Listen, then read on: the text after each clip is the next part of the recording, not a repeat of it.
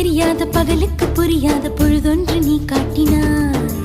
இதயத்தில் நீ இருப்பதனால் நான் தூங்கும் நேரத்தில் என்னுள்ளே தூங்காமல் நெஞ்சுக்குள் வாயாடினாய். கண்ணாடி நீ கடிகாரம் நான் உன்னுள்ளே ஓடோடி வாழ்வே. காதல் எனும் கடுதாசி நீ என்றென்றும் அன்புடன்